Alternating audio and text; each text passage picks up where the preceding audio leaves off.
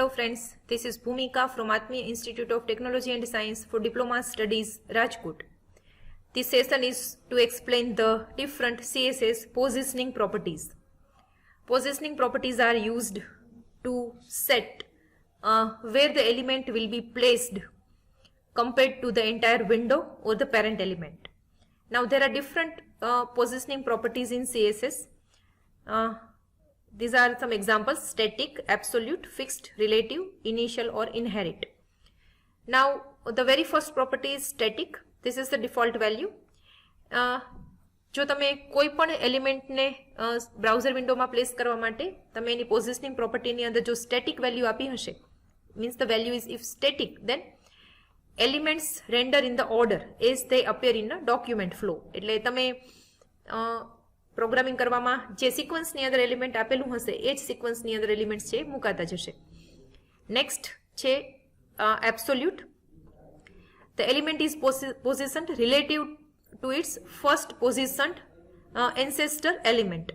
એટલે parent child relationship આપી હોય ત્યારે જો પેરેન્ટ છે એ નોન સ્ટેટિક હોય, બરાબર, અને સ્ટેટિક હોય તો એ બંને પ્રમાણે તમારું જે ચાઇલ્ડ એલિમેન્ટ છે એ કેવી રીતે મુકાશે એ પેરેન્ટ એલિમેન્ટ ઉપર ડિપેન્ડન્ટ છે. કે જો પેરેન્ટ એલિમેન્ટ છે એ સ્ટેટિક હશે અને ચાઇલ્ડ એલિમેન્ટ એબ્સોલ્યુટ હશે તો ચાઇલ્ડ એલિમેન્ટ છે એને મૂકવા માટે બ્રાઉઝર વિન્ડો સાથે મતલબ એનું કોરસ્પોન્ડન્સ થશે કે કન્સિડર થશે. પેરેન્ટ એલિમેન્ટ કન્સિડર નહીં થાય જો પેરેન્ટ એલિમેન્ટ સ્ટેટિક હશે તો. અને જો પેરેન્ટ એલિમેન્ટ નોન સ્ટેટિક હશે અને ચાઇલ્ડ એલિમેન્ટ છે એ એબ્સોલ્યુટ હશે તો ચાઇલ્ડ એલિમેન્ટને મૂકવા માટે, પ્લેસ કરવા માટે પેરેન્ટ એલિમેન્ટ નો રેફરન્સ લેવામાં આવશે. So this is the property absolute. Then fixed. The element is positioned relative to the browser window. એટલે બ્રાઉઝર વિન્ડોને ધ્યાનમાં રાખીને એલિમેન્ટ મૂકવામાં આવશે જો તમે એની પોઝિશન છે ફિક્સ્ડ રાખી હોય તો. Next, if the position is relative, then the element is positioned relative to its normal position. એટલે બ્રાઉઝર વિન્ડો તમે લેફ્ટ, રાઇટ, ટોપ, બોટમ જે પિક્સેલ્સ આપેલા હશે એટલી જગ્યા છોડાઈને relative to the entire window તમારું એલિમેન્ટ મુકાશે. Then initial.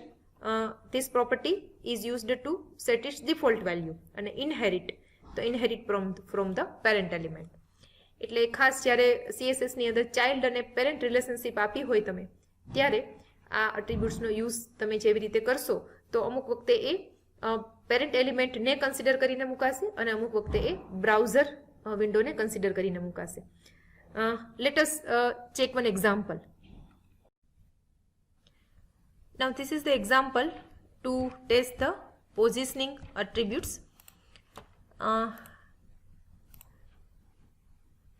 અહીંયા મેં અલગ અલગ આઈડીઝ ક્રિએટ કરેલા છે પેરેન્ટ અને ચાઇલ્ડ માટે.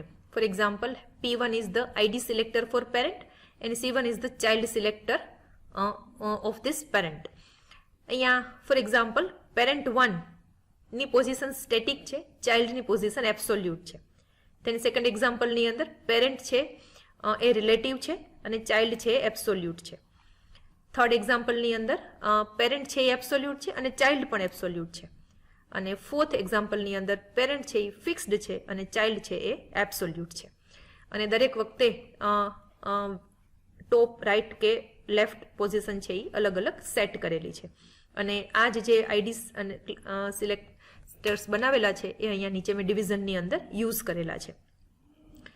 So let us check the output. આપણે આઉટપુટને પ્રોગ્રામ સાથે ચેક કરતા જઈએ એટલે you can see the how the property works.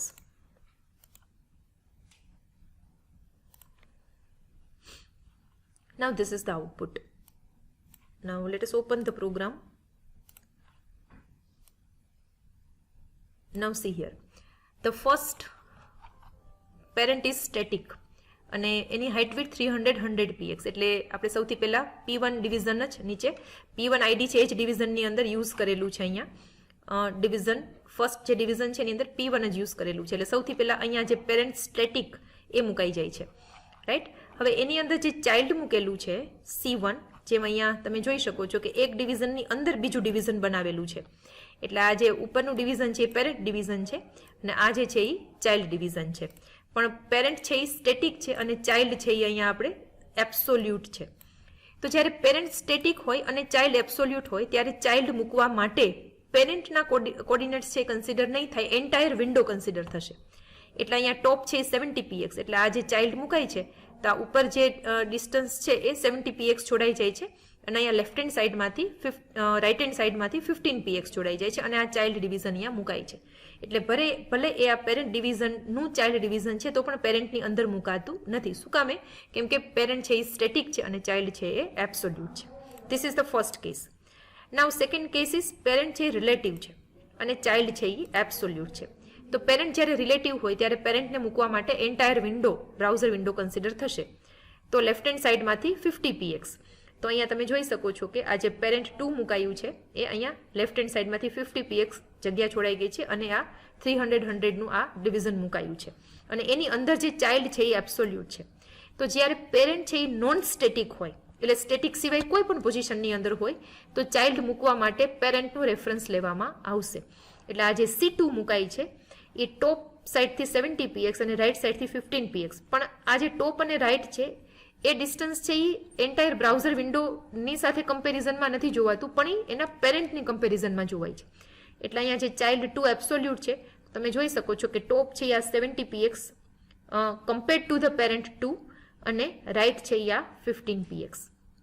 એટલે જ્યારે પેરેન્ટ છે એ નોન સ્ટેટિક છે ત્યારે ચાઇલ્ડને મૂકવા માટે પેરેન્ટનો રેફરન્સ લેવામાં આવે છે અને જ્યારે પેરેન્ટ છે એ સ્ટેટિક છે ત્યારે ચાઇલ્ડને મૂકવા માટે બ્રાઉઝર વિન્ડોનો રેફરન્સ લેવામાં આવે છે. This is the second case.